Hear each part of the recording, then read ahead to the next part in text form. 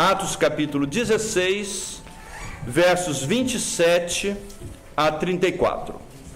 Diz assim a palavra do Senhor: O carcereiro despertou do sono e, vendo abertas as portas do cárcere, puxando da espada, ia suicidar-se, supondo que os presos tivessem fugido.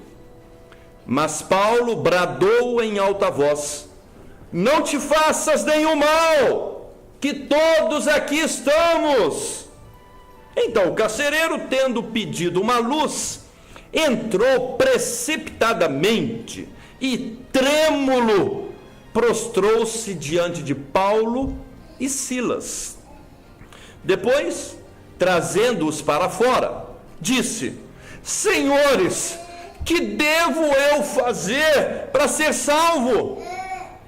Respondeu-lhe Paulo: Crê no Senhor Jesus e serás salvo, tu e a tua casa.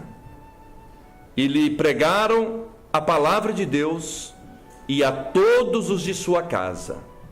Naquela mesma hora da noite, cuidando deles, lavou-lhes os vergões dos açoites. A seguir foi ele batizado, e todos os seus. Então, levando-os para a sua própria casa, lhes pôs a mesa, e com todos os seus manifestava grande alegria por terem crido em Deus. Até aí. Nós temos falado nos últimos 3 domingos sobre alegria. Alegria é a marca do cristão. Depois falamos sobre a alegria do céu. Domingo passado falamos da alegria de perdoar. Hoje vamos falar de mais uma alegria: a alegria de crer. A alegria de crer. É sobre isso que eu quero meditar com os irmãos. A alegria de crer. Nesse texto que lemos, conta-nos a história de um período da viagem missionária, ou da segunda viagem missionária, onde estava Paulo e Silas. Paulo e Silas estavam pregando pela Ásia e também pregaram em parte da Europa, onde hoje é a Grécia. E numa determinada altura, Paulo e Silas foram presos. Por que eles foram presos? Porque eles estavam andando na rua e, enquanto eles passavam, uma pessoa começou a adivinhar. E Paulo reconheceu naquela pessoa que fazia adivinhações, fazia previsão de futuro das pessoas, porque nela estava um espírito maligno. E Paulo e Silas curaram aquela menina, expulsaram o espírito maligno daquela menina. E os donos daquele business reclamaram de Paulo e de Silas. E diz a Bíblia que eles foram chicoteados muito. Entretanto, embora tivessem sido chicoteados, eles estavam aquela noite da prisão cantando e louvando. Que coisa, não é? Olha, presos injustamente. Segundo, presos por causa do Evangelho. Terceiro, estavam com dores, porque no texto que nós lemos, diz que o carcereiro curou os vergões das costas. Entretanto, estavam cantando e louvando. Enquanto cantavam e louvavam, houve um fenômeno tremendo, em que a cadeia, o presídio foi chacoalhado e as portas se abriram. E o carcereiro que estava dormindo àquela altura acordou e, imagina o susto daquele carcereiro. Susto, porque houve um barulhão tremendo.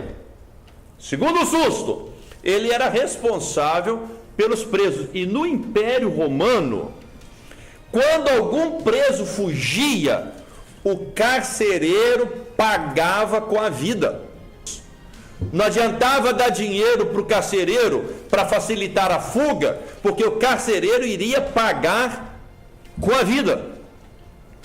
Então, quando ele viu aquilo, a primeira coisa que ele fez foi pegar a espada, que era a arma da época, e tentou se matar. Foi naquele momento, Paulo gritou lá de dentro: não te faça nenhum mal, nós estamos todos aqui. Não só ele e Silas, como todos os demais presos, ainda estava lá, ninguém fugiu. Foi quando o carcereiro, então, ele pediu lá um lampião, uma lamparina, e foi lá ver o que estava acontecendo. E ele fez a seguinte pergunta para Paulo: o que eu devo fazer para ser salvo? Essa pergunta não foi uma pergunta espiritual. Não foi. Porque ele estava preocupado agora como é que eu vou ser salvo do castigo. Porque o que os meus comandantes vão dizer? Eu estava dormindo. Eu vou morrer. O que eu devo fazer para ser salvo? Paulo, com sabedoria, então aproveitou o medo que o carcereiro estava passando e deu uma resposta à pergunta que ele não fez. Você está preocupado com a salvação do seu corpo? Eu vou te dar uma resposta melhor. Crê no Senhor Jesus e você vai encontrar a salvação. A primeira coisa que nós podemos aprender nesse texto é que a alegria de crer, ela traz liberdade. A alegria de crer traz a liberdade. Olha, volte os seus olhos no verso 33. Quando o carcereiro teve aquela resposta de Paulo: crê no Senhor Jesus, será salvo a tua casa. Naquela mesma hora da noite, diz o verso 33, o carcereiro cuidou deles. Agora faz referência especificamente a Paulo e Silas. Olha o que está escrito lá: lavou-lhes os vergões dos açoites. Isso como resultado da resposta de Paulo. Lavou-lhes os vergões dos açoites. E a seguir foi ele batizado e todos os seus quem? A sua família, né? Nós somos por natureza, minha gente, nós somos por natureza preconceituosos. Ninguém pode dizer que não é preconceituoso. Somos por natureza. Temos preconceito de muitas coisas. Normalmente nós usamos a palavra preconceito, geralmente no sentido racial, não é? Branco com preto, brasileiro com americano. Mas preconceito não é isso aí, nós temos preconceito de tanta coisa. Tem tanta gente boba que diz assim: eu não visto camisa cor-de-rosa porque não é cor de homem. Que bobagem! Preconceito puro. Nesse caso, eu assumo ser preconceituoso. Mas isso prova o tanto que nós somos preconceituosos. Você também? Preconceituosos. Somos preconceituosos em muita coisa. Somos preconceituosos quanto à roupa. Somos preconceituosos, por exemplo, querem ver? Tem comidas que nós nunca comemos, mas detestamos. Mas você nunca comeu. Preconceito do nome. Nilce e eu éramos novinhos quando fomos para o campo missionário de Rondônia. Nós começamos nosso pastorado lá. 23 anos nas costas. Tudo alegria, tudo festa. E é claro, quando chegamos lá, os mais velhos de Rondônia, sabendo dos preconceitos, começaram a meter medo da gente, né? Você já comeu cobra? Você já comeu cutia? Você já comeu paca? Você já comeu tatu? Você já comeu macaco? Você já comeu jacaré? E por aí afora. Um dia estávamos numa fazenda, fomos lá para pregar o evangelho, longe, tinha que ir para passar o dia. Daí pouquinho chega alguém com a cabeça de macaco e falou assim: isso aqui que você comeu. Quer dizer, depois, é claro, vocês imaginam, o estômago deu 3 reviravoltas, não é? A mente começou a lutar com o estômago queria colocar para fora, mas a mente disse: você gostou, e naquela luta, põe para fora, você gostou, põe para fora, você gostou, ela acabou ficando, não é? Acabou ficando. Preconceito. Eu imagino que sabendo eu não comeria novamente, mas que Nilce e eu gostamos. E assim tanta coisa que nós nunca experimentamos, mas não gostamos. Ontem o Beto estava falando para alguém de camping. O Beto, quando foi no primeiro camping conosco, ano passado, ele falou: não, que eu vou dormir numa coisa dessa, isso não é lugar de gente dormir, onde você não tem proteção nenhuma, e por aí afora. Aí ele ficou lá. Mal voltamos do camping, ele já passou direto e foi comprar uma barraca. Já estava, não só gostou, como comprou a barraca, e hoje ele é propagandista para mudar a cabeça dos outros que agora estão falando o que ele falou. Nunca experimentou. Preconceito. Nós rotulamos pessoas de antipática, pessoas que nunca conversamos. Você nunca conversou com ela, você nunca sentou, nunca bateu papo. Vai que no dia que você olhou para a cara dela, ela estava com dor de dente. Vai que você olhou para a cara dele, foi um dia que ele estava lá com o estômago revirando. Você não conversou, não sabe se é antipática. Temos receio de coisas com as quais nós nunca conversamos. Nós somos preconceituosos. É natureza. A cidade onde nós moramos antes de vir aqui para South River, e lá nós temos uma escola enorme. Quando os primeiros missionários chegaram lá, ainda nos fins dos anos 1800, qual é a notícia que espalhou pela cidade? Esses que se dizem pastores são mensageiros de Satanás. É a notícia que corria na cidade. Os missionários implantando uma escola, que imagina, há 100 e tantos anos atrás, a visão de construir uma escola que até hoje está no centro da cidade e não ocupa nem a metade do terreno da escola, em termos de construções. Mas essa é a notícia. São mensageiros do diabo. Todos eles têm pé de cabrito. Mas é isso que se ensinava. Dizia que os protestantes tinham um pé de cabrito. Qual é o desenho característico de Satanás? Metade do corpo é um cabrito. A outra metade para cima é um corpo, chifre, o rabo e o tridente. Esse que é o desenho característico. Até que um dia, alguém passando na rua viu que o missionário estava mexendo nos jardins e estava de bermuda. E aí aquela pessoa chegou meio sem jeito, porque não se podia passar nem na calçada da igreja e nem na calçada do missionário, porque é diabólico. Mas a pessoa chegou, tomou uma coragem. Falamos hoje na escola dominical, né? Coragem, questionamento.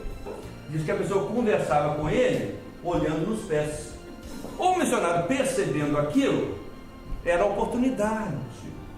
Ele foi só assim: desculpa, eu estou mexendo nos jardins aqui, mas eu vou até tirar meu sapato porque eu estou mexendo nas coisas. A mulher levou um susto, porque eram pés normais, eram pés comuns. Foi a primeira pessoa a se converter naquela cidade. Preconceito. O exemplo clássico que nós temos na Bíblia de uma pessoa preconceituosa era um indivíduo chamado Natanael, que veio a se tornar um dos apóstolos de Jesus. Natanael estava tranquilo lá, sentado debaixo de uma árvore. Aí passa Filipe e fala assim: olha, Natanael, achamos a Jesus a quem procuramos, Jesus de Nazaré.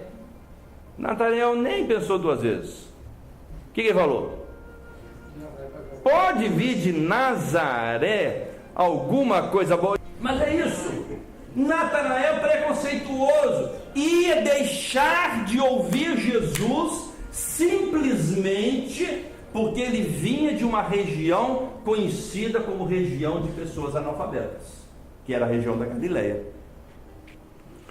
O que normalmente impede pessoas de se aproximar de Jesus não é o fato de saber que Jesus é Salvador, mas é o fato de serem preconceituosos com o nome Jesus.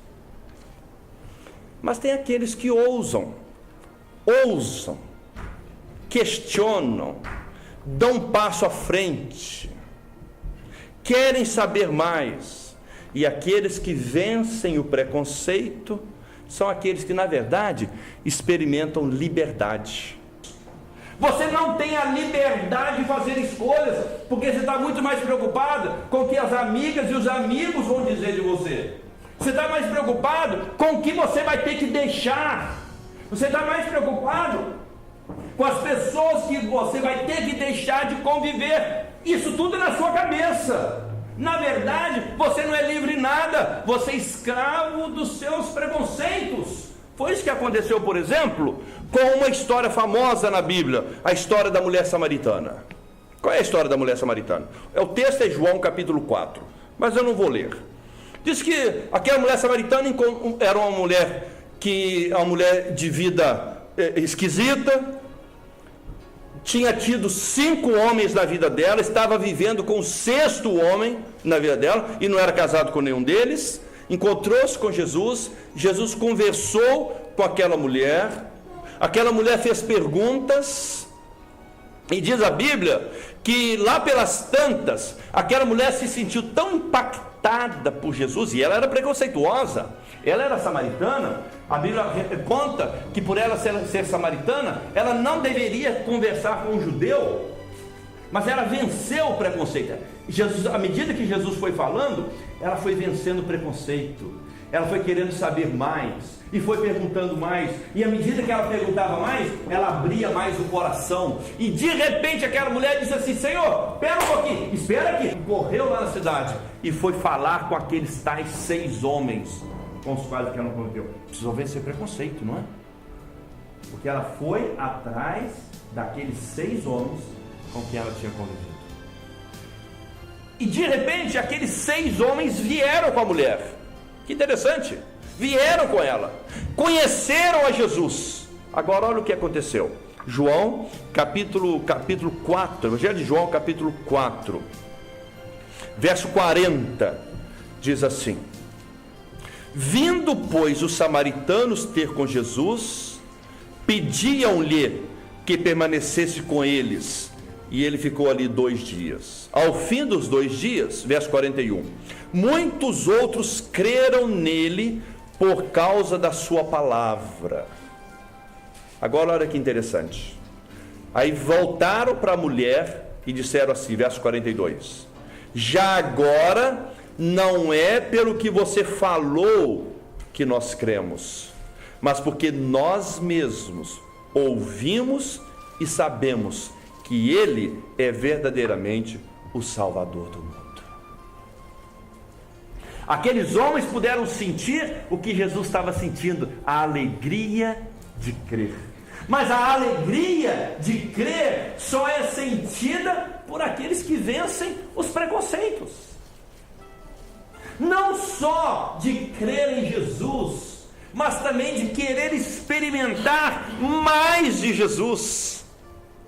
Aqueles que não estão satisfeitos só com o dia a dia da fé cristã, daqueles que não se satisfazem somente com o básico da fé cristã. Eu quero mais, eu quero conhecer mais de Jesus, eu quero experimentar mais de Jesus. Um outro exemplo é de um homem chamado Nicodemos. Nicodemos, ele tinha estudado na Universidade de Jerusalém. Ele agora tinha doutorado, tinha PhD. Tinha muitas curiosidades, era doutor da lei, doutorado em teologia. Ele ouvia dizer que Jesus fazia e acontecia. Ele, como um doutor da lei, ficava feio ele perguntar para alguém que nem escola tinha, nem escolaridade tinha. Como que um PhD vai perguntar para alguém que mal tem o primário sobre conceitos de teologia, conceitos de Bíblia? Mas esse homem precisava vencer o preconceito, precisava conhecer a liberdade para crer. João capítulo 3, diz assim, versos 1, 2, 3. Havia entre os fariseus um homem chamado Nicodemos, um dos principais dos judeus.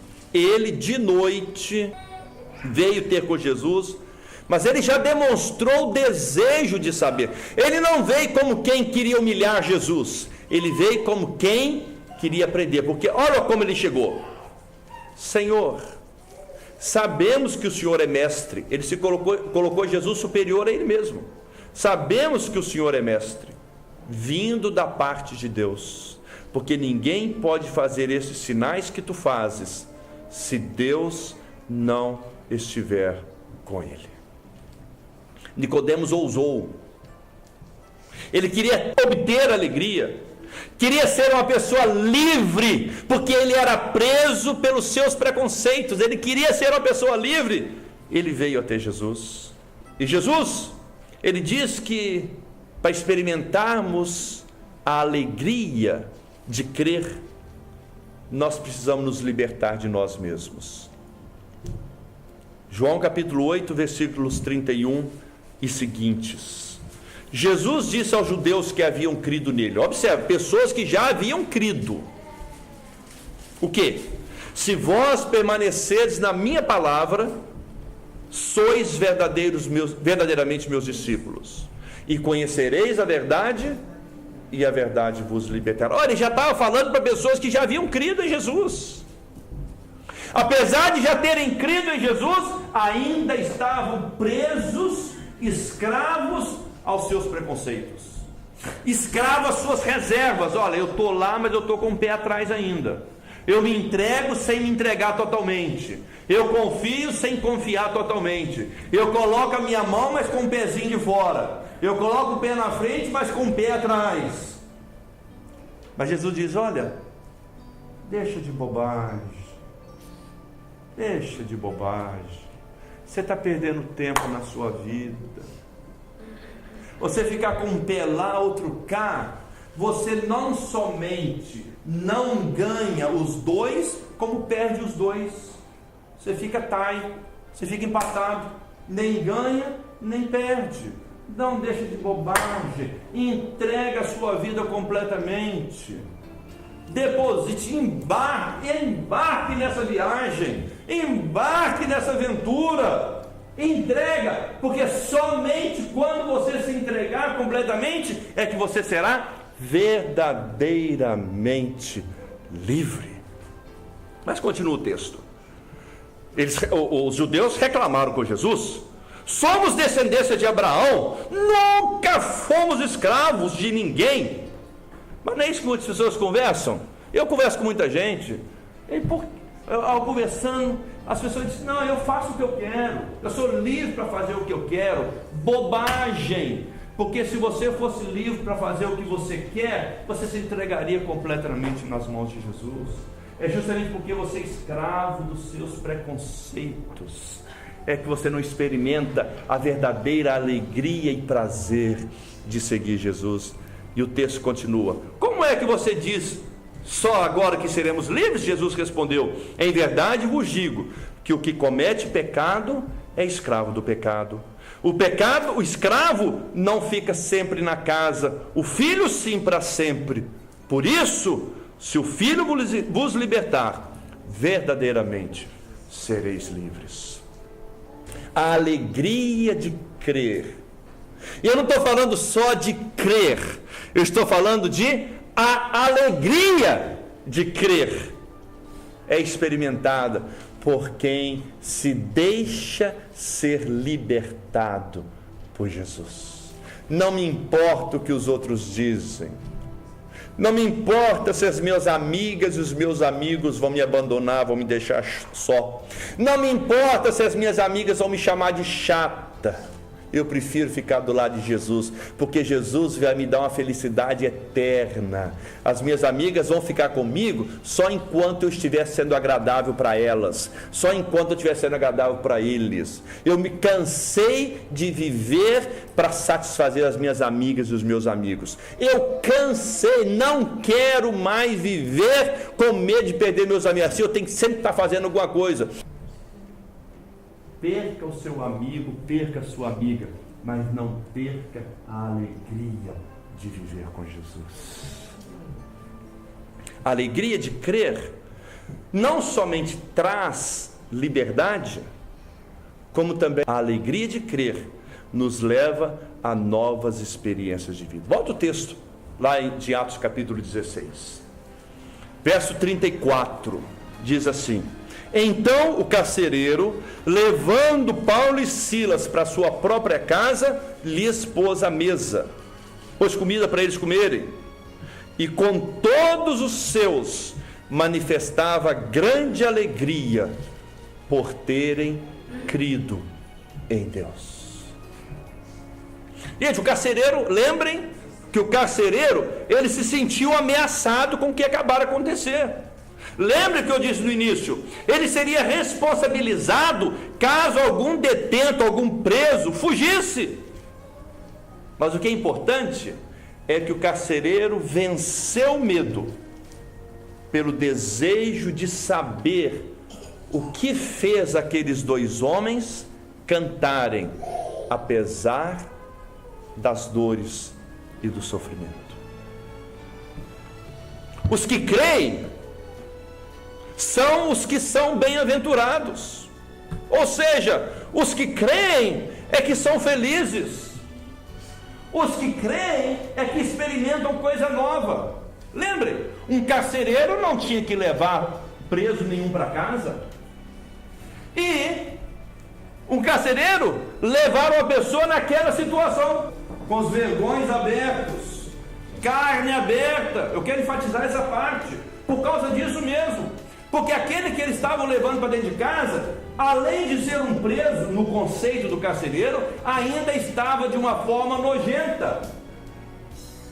Mas ele ousou, ele não viu a situação física de Paulo, mas ele queria conhecer o que dava àquele homem alegria.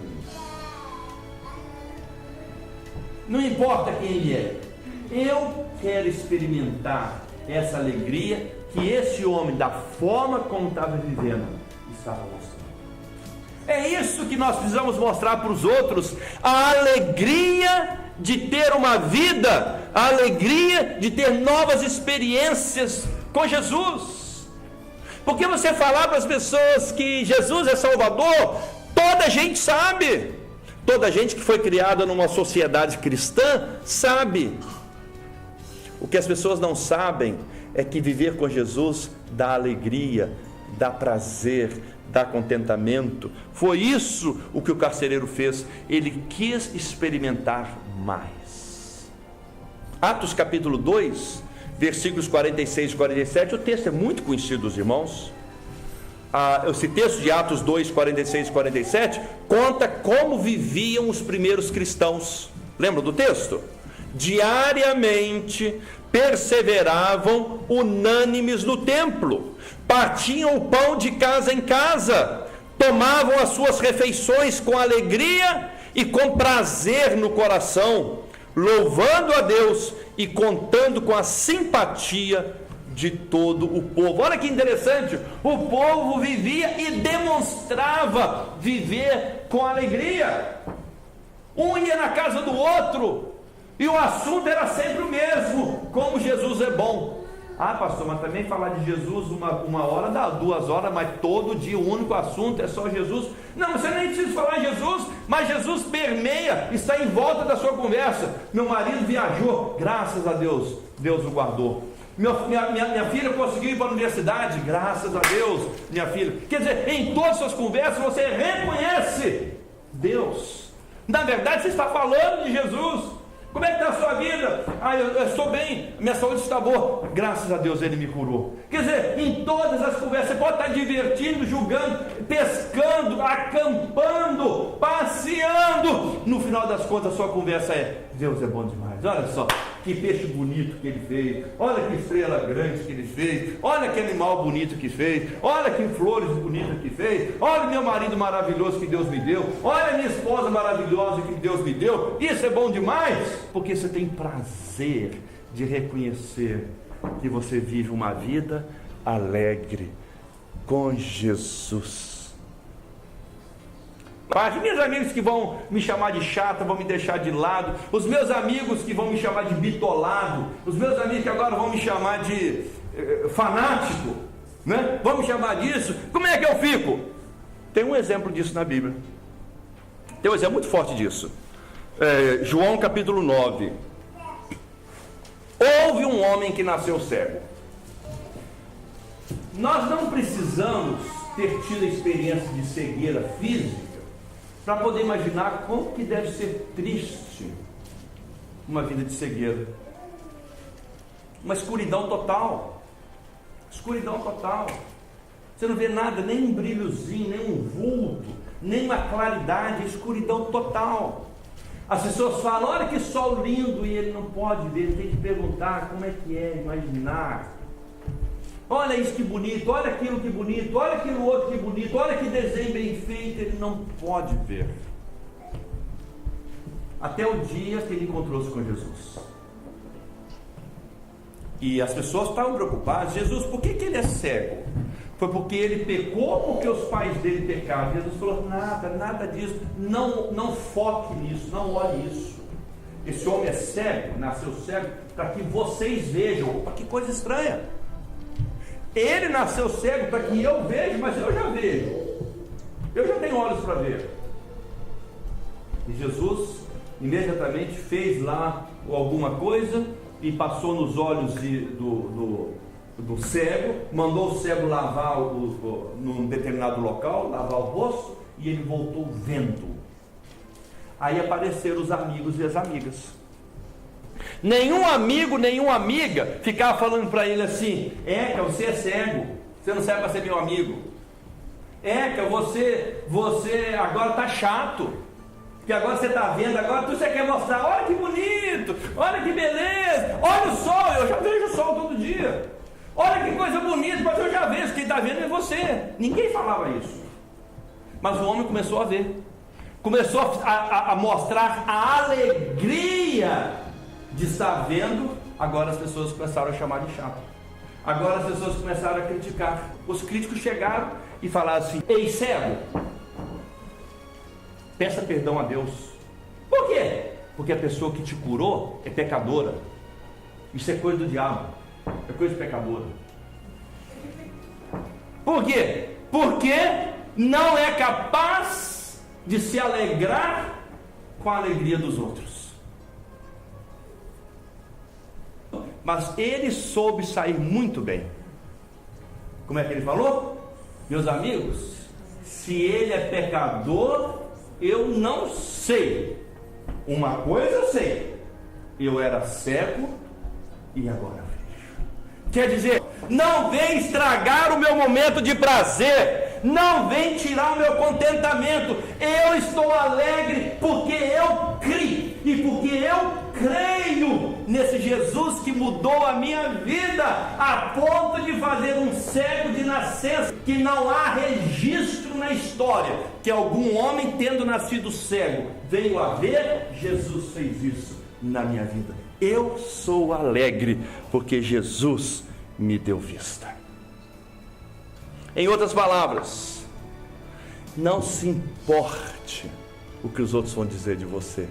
Viva a felicidade, viva a alegria e demonstre esta alegria para os seus amigos, para que eles também sintam a curiosidade e queiram também, assim como o carcereiro, experimentar esta nova vida com sentido, essa nova aventura, porque viver com Jesus é isto, é viver uma nova aventura todos os dias.